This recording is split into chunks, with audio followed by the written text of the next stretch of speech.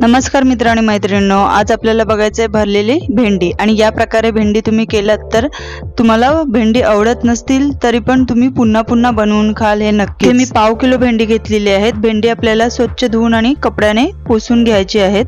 आता भेंडीचे दाखवल्याप्रमाणे 2 किंवा 3 काप करून घ्यायचे आहेत आणि काप करून झाले की भेंडी या प्रकारे आपल्याला मध्ये कट करून घ्यायची आहेत। इथे बघू शकता तुम्ही भेंडी अशी मध्ये कट करायची आहेत जेणेकरून आपला मसाला व्यवस्थित यामध्ये बसून जाईल। आता भेंडी भरण्यासाठी काय काय मसाले लागणार आहेत ते मी तुम्हाला दाखवते।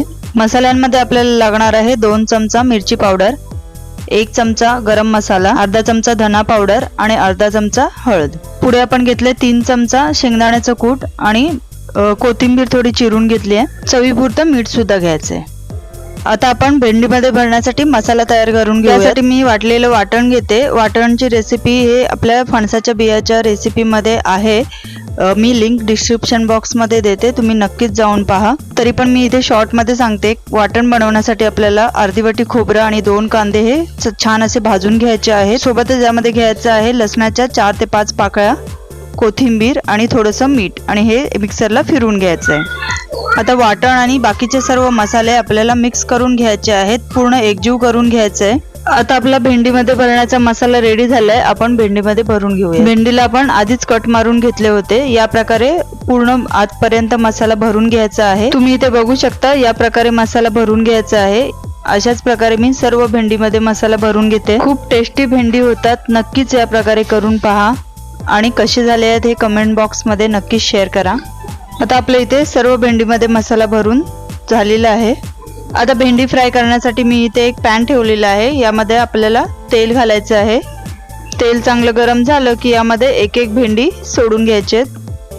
तुम्ही तुमच्या घरी कशा प्रकारे भेंडी फ्राय बनवता हे नक्कीच शेअर करा। आता सर्व भेंडी पॅन मध्ये टाकून झाली की यावरती आपल्याला झाकण ठेवायचं आहे आणि झाकणामध्ये पाणी ठेवून द्यायचं आहे जेणेकरून भेंडी खाली चिटकणार नाहीत। आता 3-1 मिनिटांनी झाकण काढून घ्यायचं आहे। इथे बघू शकता किती छान भेंडी आपली झाली आहेत। आता झाकण काढल्यानंतर आपल्याला एक एक भेंडी हे पलटी मारून घ्यायची आहेत। सर्व भेंडी पलटी मारून झाली की पुन्हा एकदा झाकण ठेवायचं, त्यावरती पाणी ठेवायचंय आणि 3 ते 4 मिनिटांसाठी मंद आचेवर शिजून घ्यायचे। वाव, मस्तच।